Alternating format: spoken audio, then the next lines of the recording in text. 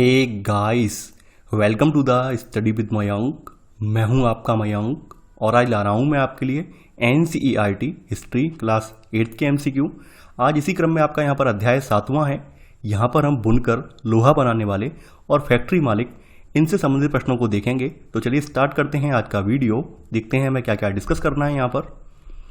आज का पहला प्रश्न है आपका, भारतीय कपड़े और विश्व बाजार के संदर्भ में निम्नलिखित कथनों पर विचार कीजिए। पूछा गया है यहाँ पर कौन सा कथन आपका जो है सही नहीं है।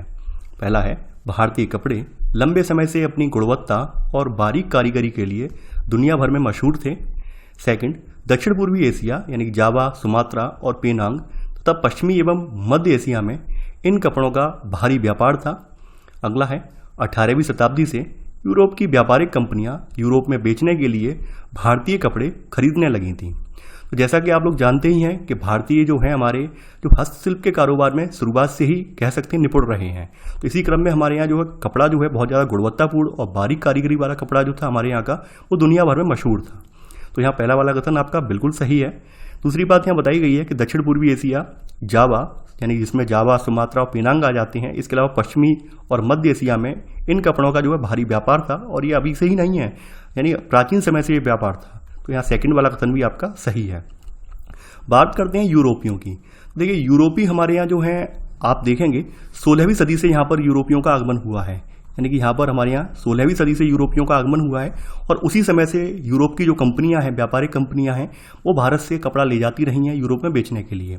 तो कंपनियों को लगभग 2-2 साल पहले ऑर्डर देने पड़ते थे, तब जाकर ये ऑर्डर जो होते थे लग पाते थे, क्योंकि इतनी ज़्यादा डिमांड थी यूरोप में कि भारतीय जो बुनकर थे वो उनकी पूर्ति नहीं कर पाते थे। तो आप समझ सकते हैं कि किस कदर लोगों के मन में जो है भारतीय कपड़े के प्रति दीवानगी थी, आप समझ सकते हैं। तो यहाँ थर्ड वाला कथन आपका गलत हो जाएगा। यहाँ लिखा हुआ है 18वीं शताब्दी से, नहीं 16वीं शताब्दी से यूरोप की जो व्यापारिक कंपनियां हैं यूरोप में बेचने के लिए भारतीय कपड़े खरीदने लगी थी। तो यहाँ आपका पहला दूसरा सही है। पूछा गया है कौन सा सही नहीं है, तो सी वाला सही नहीं है, यानी यहाँ पर आंसर है आपका सी। सेकंड प्रश्न है आपका, इंडोनेशिया में पटोला बुनाई का भारी बाजार था और वहाँ यह स्थानीय बुनाई परंपरा का हिस्सा बन गई। भारत में यह बुनाई कहाँ पर प्रचलित है? सूरत, अहमदाबाद, पाटन या उपरोक्त सभी? देखिए ये जो पाटन बुनाई की शैली है आपकी, ये खास करके सूरत, अहमदाबाद और पाटन यानी कि ये गुजरात में मुख्यतः फेमस है। तो यहाँ पर आंसर आएगा डी, यानी उपरोक्त सभी। और इंडोनेशिया में इस बुनाई का भारी बाजार था और वहाँ पर स्थानीय आप देखेंगे स्थानीय बुनाई परंपरा में ये वाली पटोला शैली अपना ली गई है। तो यहाँ सेकंड का आंसर होगा आपका डी वाला। तीसरा प्रश्न है अब आपका, भारतीय कपड़ा यूरोपीय बाजारों तक पहुंचने के संदर्भ में निम्नलिखित कथनों पर विचार कीजिए। पूछा गया है कौन सा कथन यहाँ पर सत्य है। पहला है, यूरोप के व्यापारियों ने भारत से आया बारीक सूती कपड़ा सबसे पहले मौजूदा इराक के मौसूल शहर में अरब के व्यापारियों के पास देखा था। सेकंड, इसी आधार पर वे सभी कपड़ों को मसलिन यानी मलमल कहने लगे। देखिए ये ध्यान देने वाली बात यह है कि सबसे पहले जो यूरोपी हैं, यूरोपीयों भारतीय कपड़ा जो देखा था वो आपके इराक के मौसूल शहर में देखा था और अरब व्यापारियों के हाथ में ये कपड़ा देखा था। यानी आप समझ सकते हैं कि सबसे पहले हमारा जो कपड़े का व्यापार होता था पश्चिमी जगत में तो अरब व्यापारियों के साथ होता था। तो अरब व्यापारियों के हाथ में इन्होंने देखा है और मौसूल शहर में देखा है, तो उसी आधार पर इन्होंने इसका नाम मसलिन रख दिया है। तो पहला वाला कथन यहाँ पर बिल्कुल सही है। इसी आधार पर ये बारीक बुनाई वाले, देखिए सभी कपड़ों को नहीं कहा है इन्होंने, बल्कि जो बारीक बुनाई वाले कपड़े थे उन बारीक बुनाई वाली कपड़ों को इन्होंने क्या कहा है? मसलिन या मलमल वाले कपड़े कहा है। तो यहाँ पर आपका सेकंड वाला कथन गलत हो जाएगा। तो यहाँ केवल पहला वाला सही है, तो आंसर है तीसरे का केवल एक।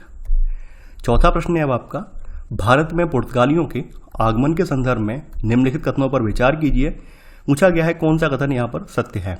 पहला है, मसालों की तलाश में आए पुर्तगालियों ने सबसे पहले केरल के कालीकट में डेरा डाला और यहाँ से वे मसालों के साथ सूती कपड़ा भी ले गए। सेकंड, पुर्तगाली कालीकट से निकले शब्द को कैलिको कहने लगे। बाद में हर तरह के सूती कपड़े को कैलिको ही कहा जाने लगा। देखिए यहाँ पर आपको पता ही होना चाहिए कि पुर्तगाली जो आए थे वो भारत में उनका आने का उद्देश्य केवल यही था कि भारत से हमें मसाले ले जाने हैं, क्योंकि भारत के मसालों की जो कह सकते हैं ख्याति दूर दूर तक प्रचलित थी। तो इसी क्रम में वो भारत आए थे, लेकिन भारत जब आए हैं तो केवल मसाले ही नहीं ले गए हैं बल्कि अपने साथ यहाँ का बना सूती कपड़ा भी साथ में ले गए हैं। तो पहला वाला कथन बिल्कुल सही है। पुर्तगाली आपको पता ही होगा, सबसे पहले वास्को डी गामा 1498 में केरल के कालीकट तट पर उतरा है, तो वहीं से इन्होंने एक शब्द जनरेट किया है जिसका नाम है कैलिको, और बाद में ये कैलिको शब्द जो हुआ है खास करके सूती कपड़े के लिए प्रचलित हो गया है। तो यहाँ पर आपका सेकंड वाला कथन भी यहाँ पर सही है, यानी चौथे का 1 और 2 कथन दोनों सही है, तो आंसर है आपका सी, 1 और 2 दोनों। 5वां प्रश्न है अब आपका, यूरोपीय बाजार में भारतीय कपड़े की लोकप्रियता के संदर्भ में निम्नलिखित कथनों पर विचार कीजिए। पूछा गया है कौन सा कथन यहाँ पर गलत है। पहला है, ब्रिटिश सरकार ने अपने ऊन व रेशम निर्माताओं को संरक्षण प्रदान करने के लिए कैलिको अधिनियम पारित किया था। सेकंड, इंग्लैंड के रईस ही नहीं बल्कि खुद महारानी भी भारतीय कपड़ों से बने परिधान पसंद नहीं करती थी। तो हम बात करते हैं 18वीं सदी की शुरुआत की, तो 18वीं सदी की शुरुआत तक आते आते भारतीय कपड़े की लोकप्रियता से वहाँ के इंग्लैंड के जो स्थानीय व्यापारी हैं वो बेचैन हो उठे हैं। तो यहाँ पर आप देखेंगे ऊन और रेशम के निर्माता जो हैं वो भारतीय कपड़ों के आयात का विरोध करने लगे थे। तो इस दबाव में आकर वहाँ की सरकार ने 1720 की बात है ये, 1720 में ब्रिटिश सरकार ने इंग्लैंड में जो छापेदार सूती कपड़ा होता है जिसको छींट कहा जाता है और इसी से सिंट शब्द भी निकला हुआ है, इसके इस्तेमाल पर पूरी तरह से पाबंदी लगाने के लिए कानून पारित कर दिया है। तो इस कानून को फिर कैलिको अधिनियम के नाम से जाना गया है। तो यहाँ पर आंसर है यहाँ पर आपका पहला वाला कथन सही है। सेकंड, यहाँ पर बोला गया है कि इंग्लैंड के रईस ही नहीं बल्कि खुद महारानी भी भारतीय कपड़ों से बने परिधान पसंद नहीं करती थी। देखिए कथन गलत है। आप ये देखेंगे कि इंग्लैंड में हर घर में, खास करके जो भी कुलीन वर्ग के घर थे उन घरों में आप देखेंगे टेबल से लेकर स्टूल से लेकर, यानी जो भी आप देखते थे कपड़ा देखते थे, हर वो कपड़ा भारतीय कपड़ा होता था। और इवन इफ वहाँ की जो महारानी है वो भी भारत के बने परिधान पहनती थी। तो यहाँ सेकंड वाला कथन गलत हो जाएगा, यानी भारतीय कपड़े की लोकप्रियता इंग्लैंड में सर चढ़ के बोल रही थी। तो यहाँ पर पूछा गया है कौन सा कथन असत्य है, यहाँ पर बी वाला कथन असत्य है, तो आंसर है आपका केवल सेकंड। 6वां प्रश्न है अब आपका, यहाँ पर पूछा गया है जामदानी बुनाई के संदर्भ में निम्नलिखित कथनों पर विचार कीजिए। पूछा गया है कौन सा कथन यहाँ पर सही है। पहला है, जामदानी एक तरह का बारीक मलमल होता है जिस पर करघे में सजावटी चिन्ह बुने जाते हैं। इनका रंग प्राय सलेटी और सफ़ेद होता है। आमतौर पर सूती और रेशम के धागों का इस्तेमाल किया जाता था। थर्ड है आपका, बंगाल में स्थित ढाका और संयुक्त प्रांत यानी वर्तमान यूपी का लखनऊ जामदानी बुनाई के सबसे महत्वपूर्ण केंद्र थे। देखिए यहाँ पर आप देखेंगे जामदानी एक तरह की बारीक मलमल होता है और इस पर करघे में सजावटी चिन्ह बुने जाते हैं, यानी इसमें प्राय आप देखेंगे सलेटी और सफ़ेद रंगों का प्रयोग होता है। तो पहला वाला कथन बिल्कुल सही है। आमतौर पर जो जामदानी बुनाई होती है इसमें सूती और सोने के धागों का इस्तेमाल होता है, ना कि रेशम के धागों का, यानी यहाँ पे सूती और सोने के धागे इसमें इस्तेमाल होते हैं, ना कि रेशम के। तो सेकंड वाला कथन गलत हो जाएगा। जामदानी बुनाई के जो प्रमुख केंद्र हैं वो बंगाल का ढाका और अभी वर्तमान में आपका यूपी का आप देखेंगे लखनऊ है। पहले यूपी का नाम आपको पता ही होगा, संयुक्त प्रांत के रूप से जाना जाता था। तो आपके बंगाल में ढाका और यूपी का लखनऊ आपके जामदानी बुनाई के लिए फेमस थे। तो यहाँ पर आप यानी अभी फेमस थे, यानी अब नहीं है इतने, तो पहले थे ये। तो यहाँ पर पहला तीसरा कथन सही है, तो आंसर है आपका सी, केवल 1 और 3। 6वें का है आपका सी। 7वां प्रश्न है अब आपका, बंडाना शैली में निर्मित वस्त्रों के संदर्भ में निम्नलिखित कथनों पर विचार कीजिए। पूछा गया है यहाँ पर कौन सा कथन सत्य है बंडाना शैली के बारे में। पहला है, बंडाना शब्द का इस्तेमाल कमर पर पहने में वाले चटक रंग के छापेदार गुलूबंद के लिए किया जाता है।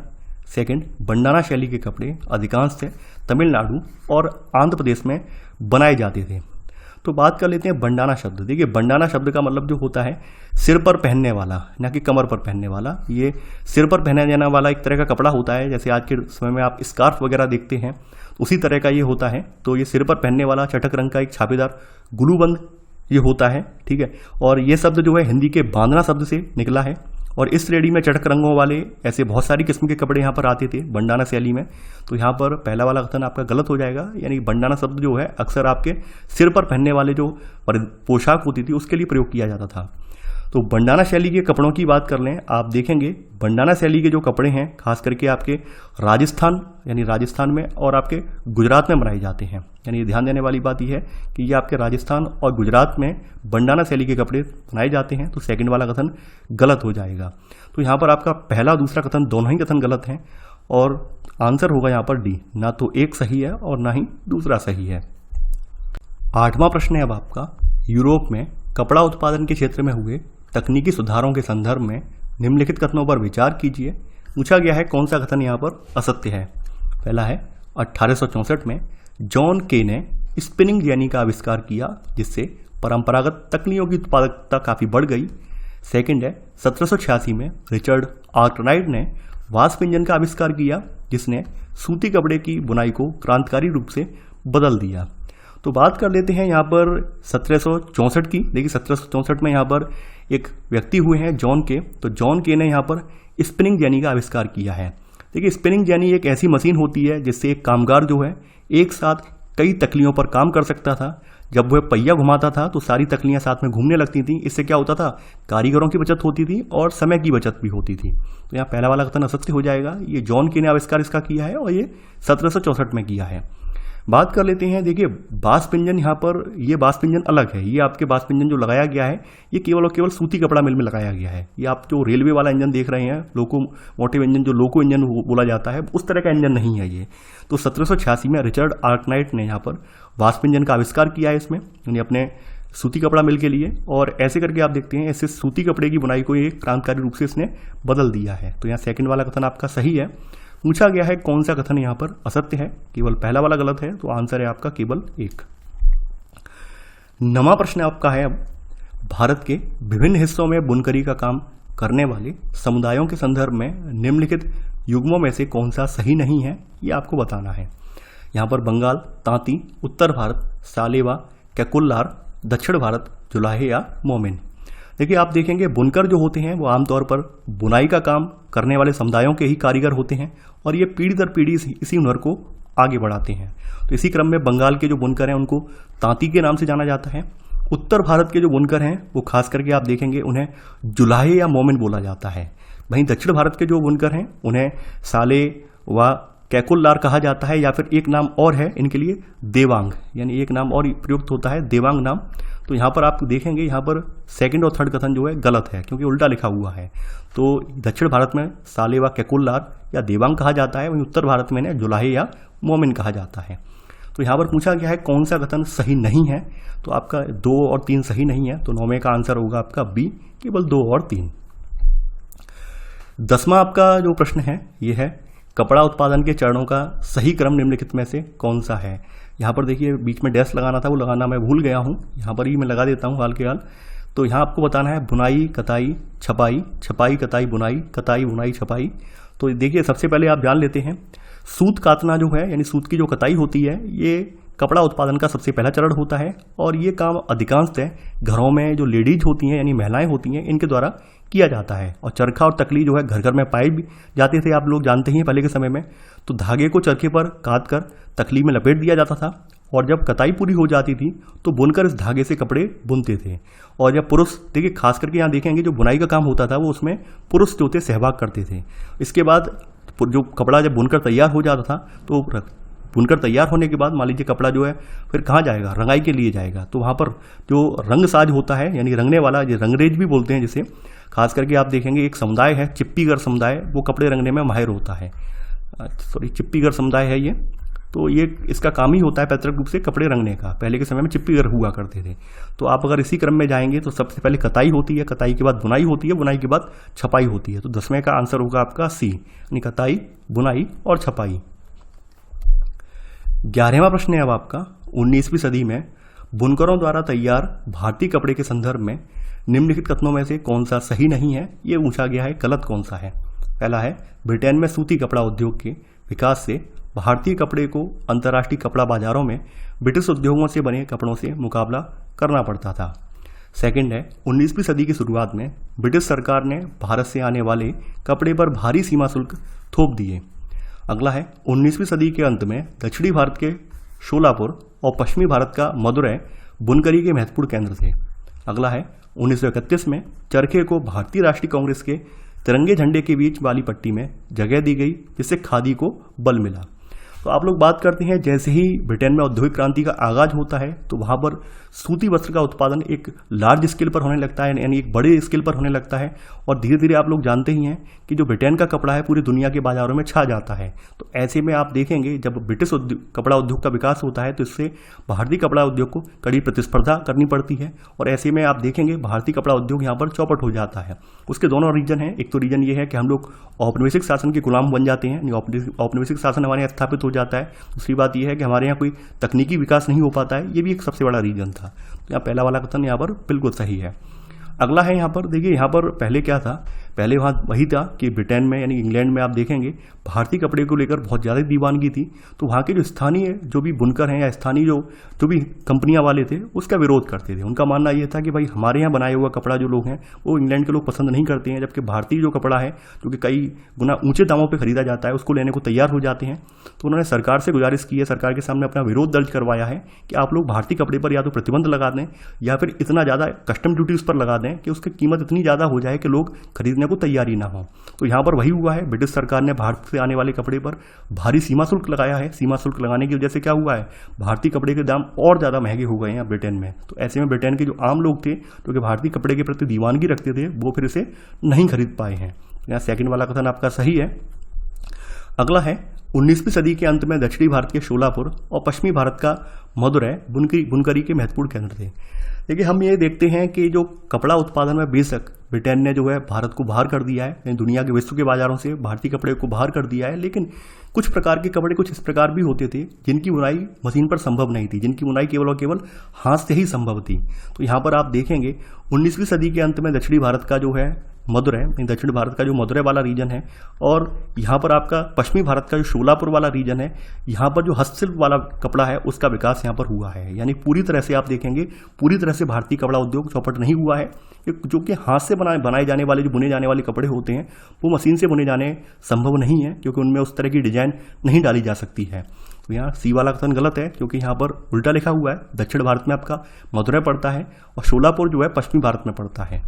डी वाला कथन आपका बिल्कुल सही है कि जब आप देखेंगे महात्मा गांधी ने खादी पर ज़्यादा बल दिया है, तो ऐसे बल देने से यहाँ पर क्या हुआ है 1931 में चरखे को जो है भारतीय राष्ट्रीय कांग्रेस के तिरंगे झंडे के बीच की वाली पट्टी में जगह दी गई है और ऐसे करके खादी को यहाँ पर बल मिला है। तो डी वाला कथन भी यहाँ सही है। देखिए डी वाला आपका जो है इंपॉर्टेंट है, ये याद रखना, कई बार पूछा गया है कि जो इंडियन नेशनल कांग्रेस है इसके झंडे में जो चरखा है वो कब स्थापित हुआ था, 1931 में स्थापित हुआ था। तो यहाँ पर आप देखेंगे केवल सी वाला कथन गलत है, तो आंसर है 11वें का सी। 12वां प्रश्न है अब आपका, 19वीं सदी के मध्य में भारत में सूती कपड़ा मिलों के उदय के संदर्भ में निम्नलिखित कथनों पर विचार कीजिए। पूछा गया है यहाँ पर कौन सा कथन सही है। पहला है भारत में पहली सूती कपड़ा मिल 1854 में कलकत्ता में स्थापित हुई थी, यह कताई मिल थी। सेकंड है अहमदाबाद में पहला कारखाना 1861 में खुला, अगले ही साल संयुक्त प्रांत स्थित कानपुर में भी एक कारखाना खुल गया। देखिए बात कर लेते हैं भारत में पहली सूती कपड़ा मिल 1854 में, ये बम्बई में खोली गई है, ना कि कलकत्ता में। तो यहाँ पर आपका ये वाला कथन, आपका पहला वाला कथन गलत हो जाएगा। और ये जो थी कताई मिल थी। इसके बाद आप देखेंगे इसी क्रम में यहाँ पर अहमदाबाद में पहला कारखाना खोला गया है और ये 1861 में खोला गया है। इसके अगले साल यानी 1862 में कानपुर में भी एक कपड़ा मिल स्थापित किया गया है। तो सेकंड वाला कथन यहाँ बिल्कुल सही है। आप ये देखेंगे जो बम्बई है, यानी कि ये 19वीं सदी की शुरुआत से ही जो भारत से इंग्लैंड या फिर चीन को होने वाला कच्चे कपास का निर्यात है, इसके लिए बम्बई जो है महत्वपूर्ण बंदरगाह भी बन गया था। क्योंकि बम्बई में आप लोग जानते हैं बम्बई के आसपास वाला जो रीजन है, जो विशाल पट्टी है भारत की, वो पश्चिमी वाली, वो काली मिट्टी की पट्टी है और काली मिट्टी की पट्टी में जो कपास का उत्पादन सबसे ज़्यादा होता है। तो इस वजह से बम्बई एक महत्वपूर्ण बंदरगाह यहाँ पे बन गया था। तो यहाँ पर पूछा गया है कौन सा कथन केवल सही है, तो 12वें का बी वाला कथन सही है, तो आंसर है बी, केवल सेकंड। 13वां प्रश्न है अब आपका, कथन दिया है, कारण दिया है। कथन है भारत में औद्योगिक सूती वस्त्रोत्पादन की पहली बड़ी लहर प्रथम विश्व युद्ध के समय दिखाई दी। कारण ब्रिटेन से आने वाले कपड़े की मात्रा में काफ़ी कमी आ गई और सैनिक जरूरतों को पूरा करने के लिए भारतीय कारखानों से कपड़े का उत्पादन बढ़ाने की मांग की जाने लगी। ये बिल्कुल सही बात है। जब 1914 में विश्व युद्ध स्टार्ट हुआ है तो विश्व युद्ध में चूंकि यहाँ पर ब्रिटेन भी इन्वॉल्व हो गया है, ब्रिटेन इन्वॉल्व होने की वजह से वहाँ के जितने भी पुरुष थे वो लगभग सभी युद्ध में जा चुके थे। तो ऐसे में वहाँ पर उत्पादन ठप हो गया। तो उन्हें मजबूरी उनकी ये थी कि उन्हें भारत से अब भारत पर निर्भर होना ही होना था और ये भारत के लिए आप देखेंगे गोल्डन चांस था और भारत ने गोल्डन पीरियड का लाभ भी उठाया है। भारत ने तत्काल विकास भी किया है।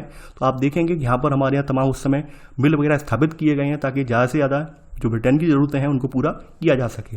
तो यहाँ पर कथन भी अपनी जगह सही है, कारण भी सही है, यानी ए और आर दोनों सही हैं और आर ए का सही स्पष्टीकरण है। तो 13वें का आंसर होगा आपका ए। 14वां प्रश्न है अब आपका, कथन दिया है, कारण दिया है। कथन है टीपू की तलवार की धार इतनी सख्त और पैनी थी कि वह दुश्मन के लौह कवच को भी आसानी से चीर सकती थी। कारण इस तलवार में यह गुण कार्बन की अधिक मात्रा वाली बुट्स नामक स्टील से पैदा हुआ था, जो पूरे उत्तर भारत में बनाया जाता था। तो देखिए, ये बात बिल्कुल सही है। जो टीपू सुल्तान की तलवार थी वो बहुत स्पेशल थी। कहने का मतलब क्या है कि वो लौह कवच को भी यहाँ पर आसानी से भेद सकती थी, यानी चीर सकती थी। तो कथन यहाँ बिल्कुल सही है। तो ये इनकी जो तलवार है टीपू सुल्तान की, इस तलवार में ऐसा क्या था कि जिसकी वजह से ये कवच को भी चीर सकती थी। तो ये तलवार जो थी खास करके इसमें कार्बन की बहुत ज़्यादा अधिक मात्रा थी, और कार्बन की जब लोहा में अधिक मात्रा होती है तो ऐसे करके बुट्स स्टील बनाया जाता है। और बुट्स स्टील बनाने का जो काम था खास करके साउथ इंडिया में होता था, यानी दक्षिण भारत में ये काम सबसे ज़्यादा होता था, ना कि उत्तर भारत में। तो यह कारण गलत है। और आप देखेंगे जो इनका यहाँ पर टीपू सुल्तान का मैसूर राज्य है, मैसूर राज्य में तो सबसे ज़्यादा ये काम होता था, यानी मैसूर में, इसे मैसूर या मैसूर कहते हैं। तो मैसूर में सबसे ज़्यादा काम ये होता था आपका। तो खास करके मैसूर राज्य जो था वो वुड स्टील के लिए फेमस था। तो यहाँ पर आप देखेंगे सी वाला कथन सही है, यानी केवल ए सही है, लेकिन आर गलत है, क्योंकि आर में यहाँ पर उत्तर भारत लिखा है, जबकि दक्षिण भारत में ये बनाया जाता था। तो 14वें का आंसर होगा आपका सी वाला। फिर 15वां प्रश्न है अब आपका, भारतीय वुड स्टील के संदर्भ में निम्नलिखित कथनों पर विचार कीजिए। पूछा गया है कौन सा कथन यहाँ पर गलत है। पहला है, वुड स्टील से बने हथियार बेहद धारदार होते थे। इनकी यह बनावट लोहे में गड़े कार्बन के बेहद सूक्ष्म कणों से पैदा होती थी। अगला है, विश्वविख्यात वैज्ञानिक और बिजली व विद्युत चुंबकत्व का आविष्कार करने वाले माइकल फैराडे ने भारतीय वुड स्टील की विशेषताओं का 4 साल यानी 1818 से लेकर 22 तक अध्ययन किया। अगला है, भारत पर अंग्रेजों की जीत के साथ ही यहाँ का तलवार और हथियार उद्योग समाप्त हो गया। देखिए, यहाँ बिल्कुल सही बात है कि जो वुड स्टील से बने हथियार जो होते थे वो बहुत ज़्यादा धारदार होते थे, यानी शार्प होते थे। और ये बनावट इनकी इस प्रकार की क्यों होती थी? क्योंकि लोहे में गड़े जो कार्बन के सूक्ष्म कण होते हैं उनकी वजह से इस तरह की ये बनावट इनकी तैयार होती थी। तो पहला वाला कथन यहाँ बिल्कुल सही है।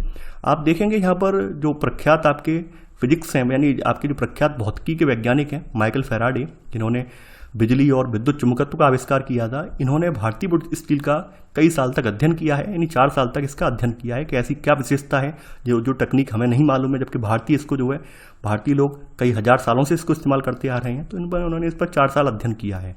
तो सेकंड वाला कथन बिल्कुल सही है। भारत पर जब अंग्रेजों की जीत हो गई है, क्योंकि आप लोग जानते ही हैं कि अंग्रेजों के यहाँ औद्योगिकरण हुआ है, औद्योगिकरण के साथ साथ वहाँ पर सूती कपड़े के कारखाने नहीं लगे हैं, वहाँ पर आप देखेंगे वहाँ पर स्टील निर्माण के या फिर लौह निर्माण के कारखाने भी स्थापित किए गए हैं।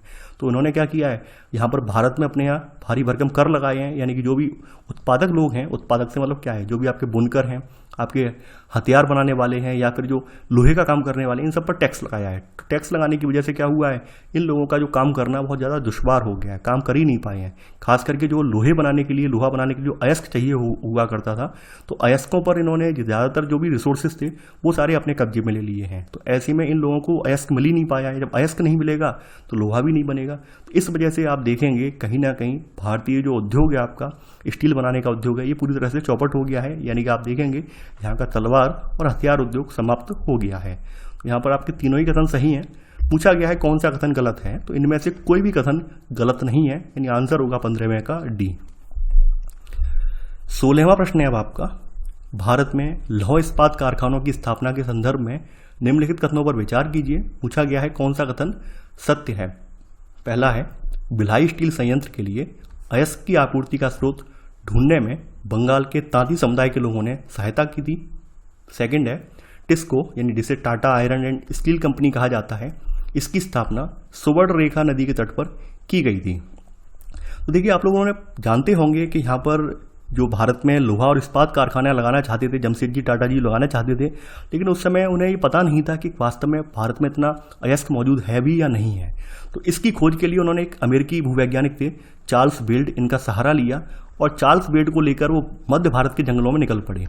तो वहाँ पर एक अगरिया जनजाति होती है जो कि लोहा बनाने का काम करती है, यानी नाम लिख दे रहा हूँ मैं, अगरिया जनजाति जो होती है ये खास करके लोहा बनाने का काम करती है। तो जब ये थक हार कर एक जंगल में पहुँच गए हैं पूरा खाक छानने के बाद, तो इन्होंने ये देखा है कि कुछ स्त्री पुरुष जो होते हैं वो टोकरियों में भर भर कर लौहयस्क ला रहे हैं, और ये अगरिया समुदाय के लोग थे। तो इनसे इन्होंने पता किया है कि भाई ये कहाँ से लेकर आ रहे हैं, तो इन्होंने एक पहाड़ की तरफ इशारा कर दिया है। तो वो पहाड़ जो है आपका रांझना पहाड़ है, वो रांझना की पहाड़ी थी जहाँ से ये लोग अयस्क ला रहे थे। तो एक तो पहाड़ी ने यहाँ पर मिल गई, लेकिन दिक्कत यहाँ पर दिक्कत ये थी क्योंकि लोहा यानी लौह संयंत्र लगाने के लिए पानी की आवश्यकता भी पड़ती है, और राजहरा पहाड़ी के आसपास कहीं भी नदी भी नहीं थी जिससे कि पानी की आपूर्ति हो सके उस समय। तो फिर इन्होंने कुछ समय बाद एक और स्रोत खोजा है और ऐसे करके यहाँ पर जमशेदपुर की स्थापना हुई है। आपको पता ही होगा जमशेदपुर की स्थापना जमशेदजी टाटा के नाम पर की गई है।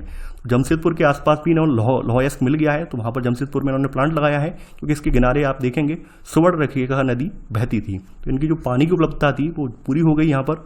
तो यहाँ पर पहला वाला कथन गलत है, क्योंकि तांती समुदाय ने नहीं बल्कि अगरिया समुदाय जो होती है, जो कि लोहा का काम करती थी, तो इस समुदाय ने इनकी सहायता की थी।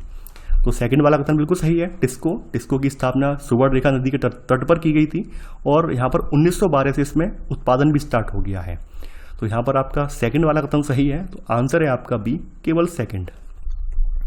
तो ये था हमारा आज का वीडियो। आई होप आपको ये वीडियो पसंद आया होगा। आप लोग इस वीडियो को लाइक शेयर करना बिल्कुल ना भूलें। और देखिए बहुत जल्द आपको नया कंटेंट भी मिलने वाला है, तो तब तक आप बने रहिए वीडियो के साथ और वीडियो को लाइक शेयर करना बिल्कुल ना भूलिए। तो चलिए आज के लिए बस इतना ही। Thanks for watching. जय हिंद।